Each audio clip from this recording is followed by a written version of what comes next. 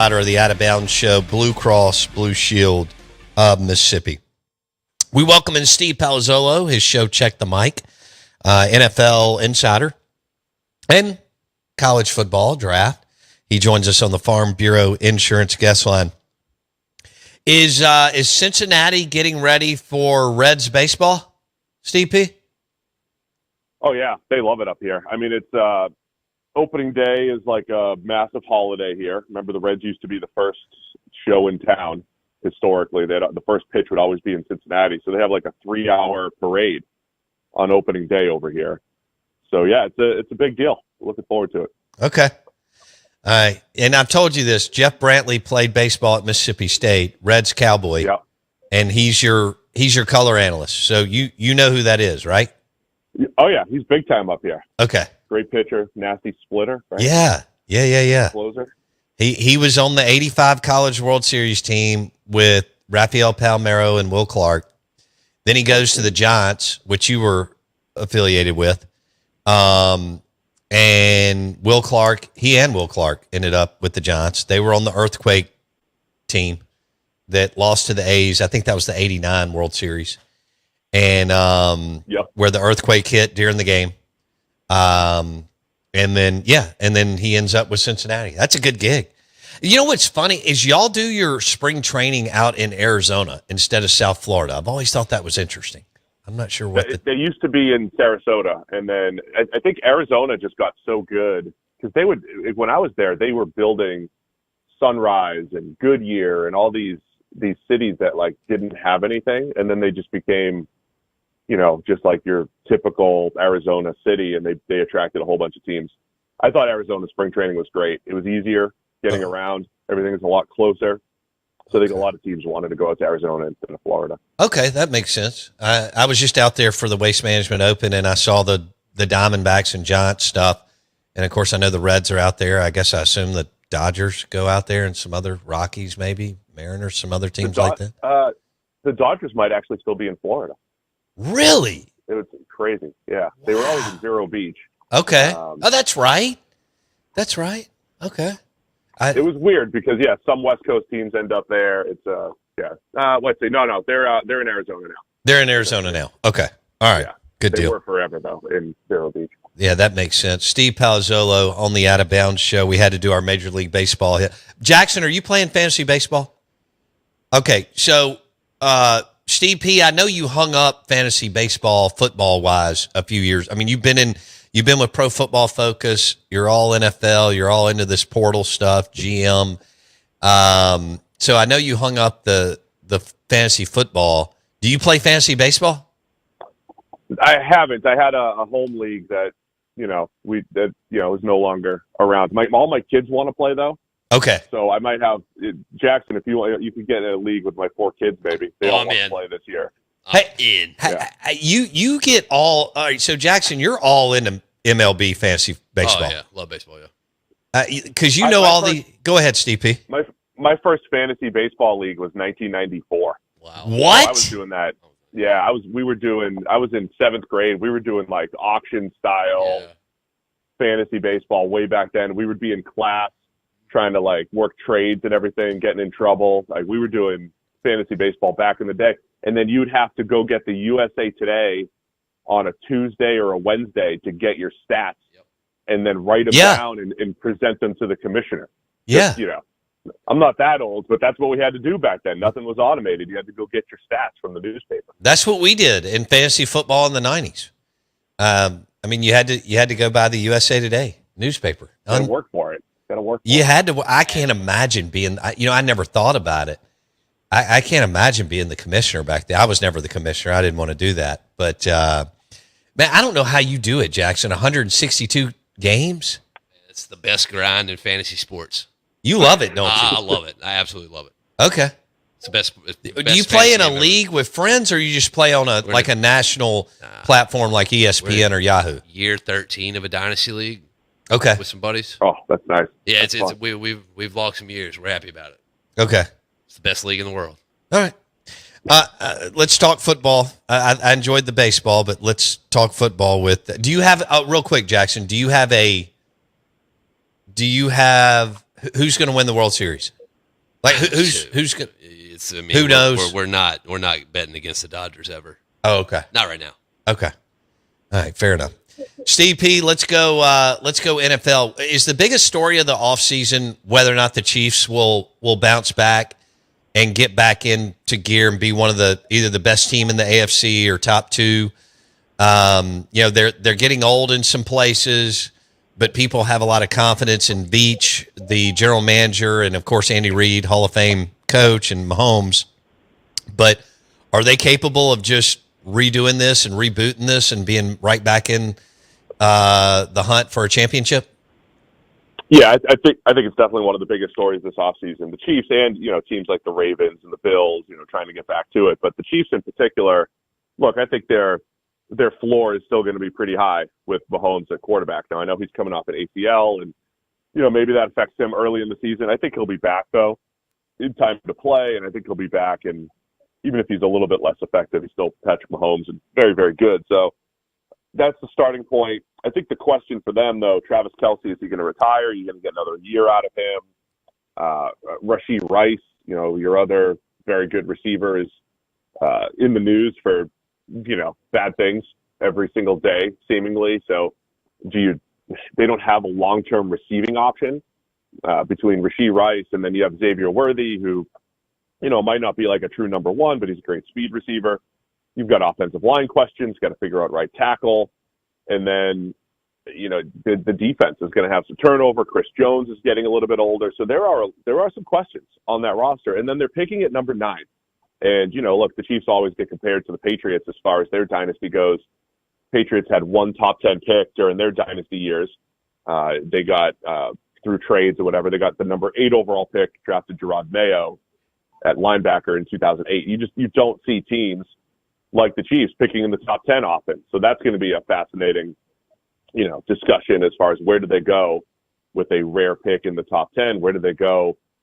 They're one of those teams, if you look at available cap space, they're going to be down the bottom, toward the bottom. They have flexibility. That stuff changes as far as restructures and everything. So it's not like they can't sign anybody, but they have less flexibility than some other teams at this point. So, yeah, they're going to be one of the biggest stories because it's always like, hey, we've got this foundation of Patrick Mahomes and Andy Reid and Spags as defensive coordinator. What do you do with your resources? And coming off a bad year, the Chiefs they've got some work to do. Kelce, you mentioned retire. You think he retires or comes back?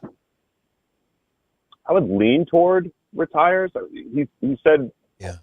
The league year starts in the second week of March, and so I think that announcement has to come before then. I think he wanted it to be before then, so the Chiefs at least know what they're working with here. Do they need to get a free agent? There are a lot of tight ends available actually in free agency and in the draft. It's a pretty deep year for tight end availability, so that'll be interesting to see if Kelce does retire. What they try to do to replace him.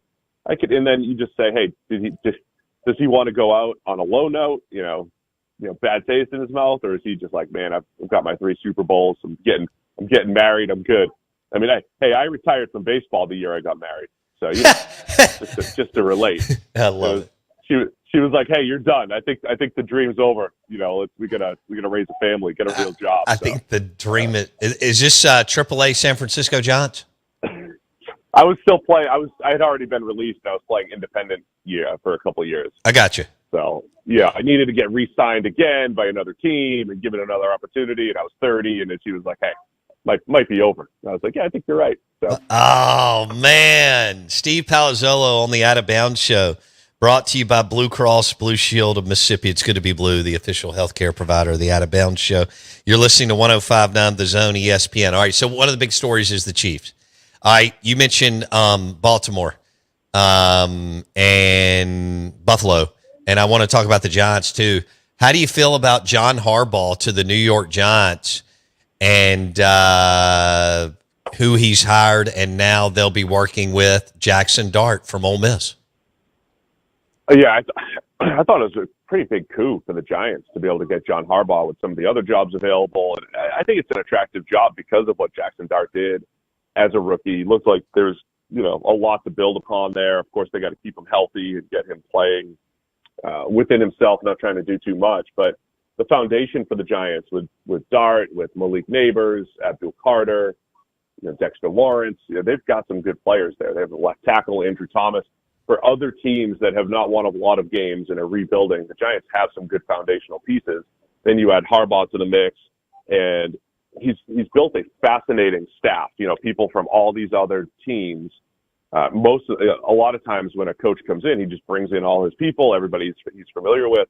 Harbaugh's bringing people in from all over, and so that's going to be fascinating to watch. But his strength for almost 20 years in Baltimore was taking, not being an X's and O's guru, so to speak. He was a special teams coach, but having different offensive coordinators and having success, having different defensive coordinators, having success. The other big story there is John Harbaugh is going to have personnel control and have the final say over general manager Joe Shane. Saw that.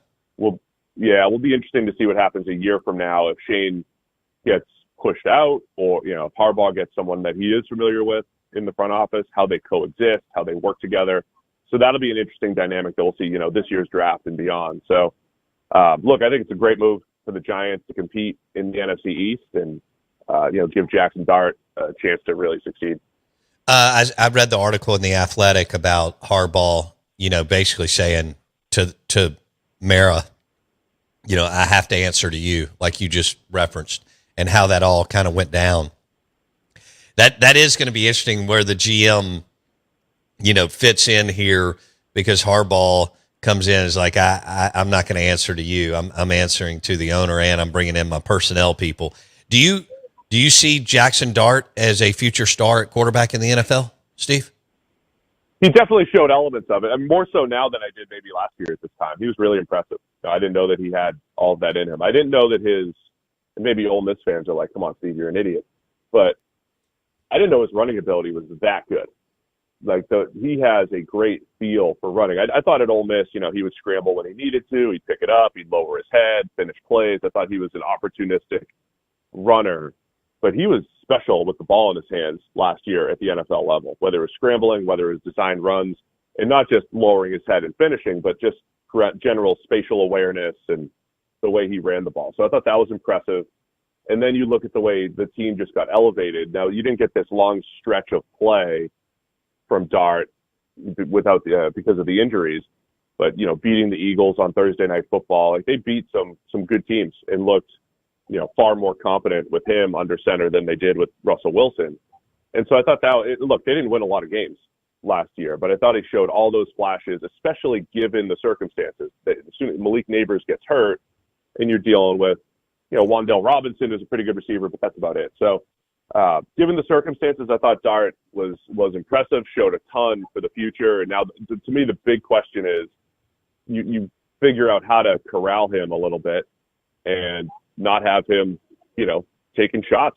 And, do you run him 10 to 12 times a game because he's that good at it? Ooh. You've got the number of times that he got banged up or, got tested for a concussion, had a concussion. That's a little worrisome.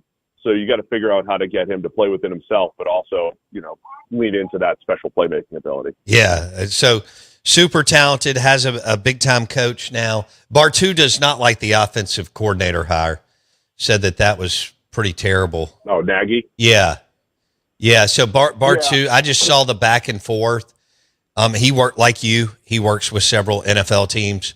And I asked him briefly off the air about it, but I saw him tweet when Harbaugh hired Nagy. He was like, that's not a good hire. What are your thoughts, Steve P? So I know Dave does a lot of work with, attaching the coordinator to the, success of the offense and everything. It's a tricky one because I thought a lot of Chiefs fans were like, man, all of Mahomes' stats disappeared. That got way worse when Nagy was there. They brought him back in 2023 through last year, and those are the three worst seasons that Mahomes had. Now, of course, there's confounding variables. The personnel's been different. Mahomes has not played as well. There's reasons for that. So it depends on how much blame you want to give Nagy. I think for the Mahomes years, I thought with the Bears, they overachieved for one season with Mitch Trubisky at quarterback, so that might be a feather in the cap for Nagy. But Bears fans certainly aren't saying, "Man, we wish we had him back." So yeah, it was a fascinating offseason because the Chiefs went and basically assumed that they were losing Matt Nagy. I don't know if they thought that he was going to Tennessee to get the head coaching job because of his connections there, but he didn't get that. The Chiefs basically said, thanks for everything, Coach Nagy, and he didn't have an official job. And then he shows up as the OC with the Giants. So, yeah, it was an interesting one. Yeah, I don't know. I might be with Dave on that, but I think there are some confounding variables there. Okay.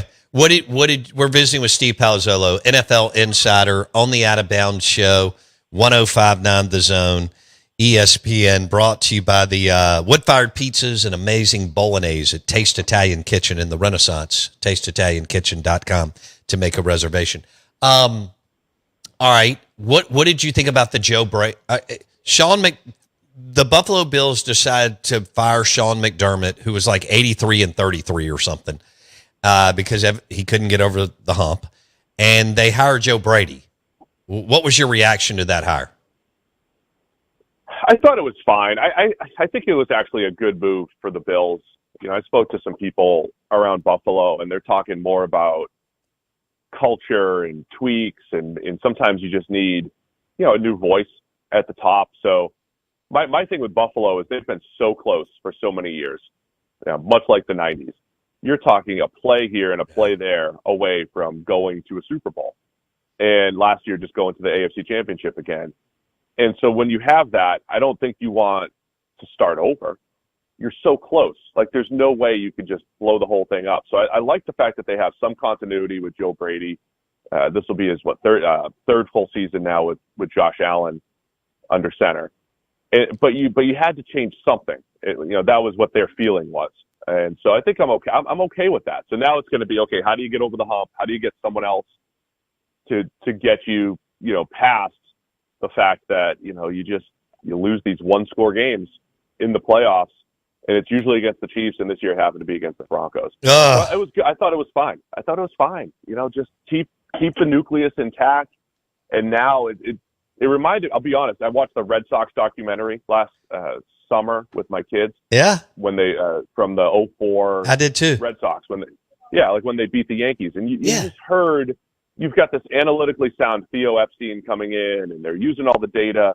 But he was like, we just needed, it was almost like Kevin Millar was the hero just because the locker room was, laid back and different, and they felt like they believed. And a lot of that's just hindsight bias. But I almost felt like the Bills need that, which is they've got all the right players. It's just they just need a little culture shift. They need to believe they can beat the best teams. They need to believe, whatever it might be. Okay. And I think, making a change can kind of get you there. I want to go over quarterbacks and sacks again. It's fascinating to me.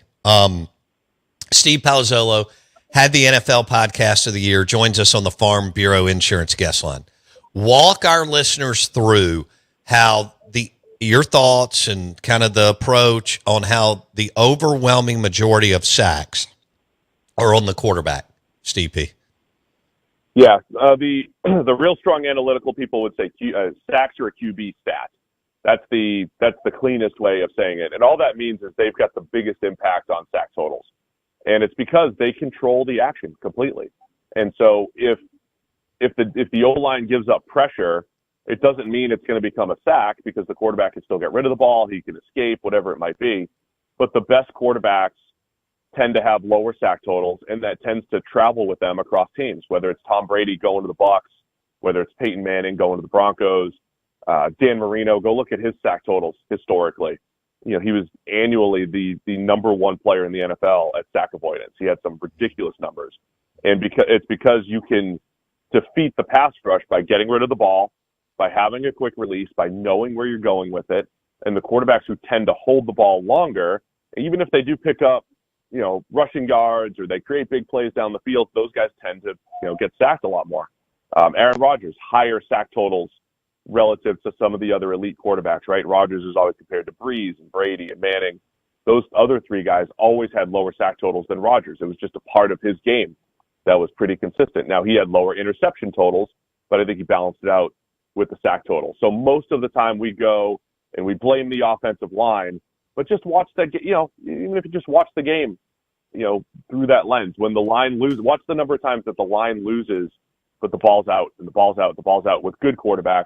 And then other times when there's actually a clean pocket and a quarterback might drift into pressure, drift into a sack, or run backwards through the through the back of the pocket.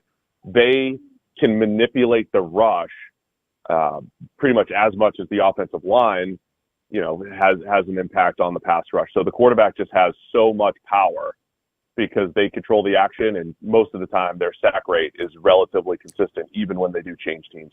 What percentage would you put on it that's the quarterback's fault? I'd say it's 40 to 50% probably of the sacks. You could say, I'd say of 40 to 50% of sacks, you could say, hey, they had somewhere else they could go. They could have handled this situation differently. Thrown the ball away, all that stuff, right? Yeah.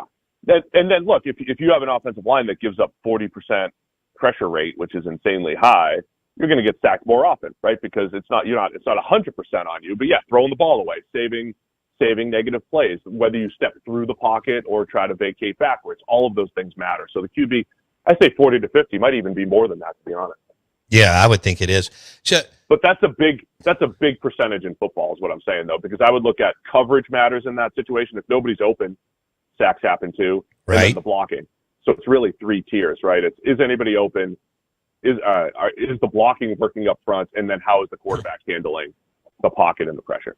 I've only got a minute, but now that so many of these guys are dual threat mobile quarterbacks, is that the most difficult thing to convey or communicate to a quarterback this day and age, to just get rid of the ball and play for another down instead of taking a loss or a sack? It's like the Jaxson Dart discussion. There's like a little bit of boom or bust to that. So if you have a quarterback who could pick up 10 on a scramble, but he's also going to lose 7 on a sack here and there, and then at some point you just wanted to pick your spots, man. Like, you got to run when you're supposed to, but you got to learn when to throw the ball away and save 2nd and 10 instead of having 2nd and 17. So I think absolutely it's really important for quarterbacks to play within themselves and learn when to use their athleticism. All right, my man. I think Jackson Meadows is going to play fantasy baseball with all 4 of your kids. Love it. Yeah, we need a league. Let's talk, Jackson. I'm in. A league for the kids. It can be on a heater. That's what we'll call it, the league. It can't be straight funk, I don't think. It's got to be on a heater. Thanks, Steve P. See you, buddy. NFL Podcast of the Year. He joined us on the Farm Bureau Insurance guest line. We are the Out of Bounds Show. We're brought to you by Burgers Blues Barbecue, B3 Dogwood Flowwood. They now have a green space at that restaurant, Dogwood Flowwood. Check it out for lunch today. Burgers Blues Barbecue, Dogwood Flowwood.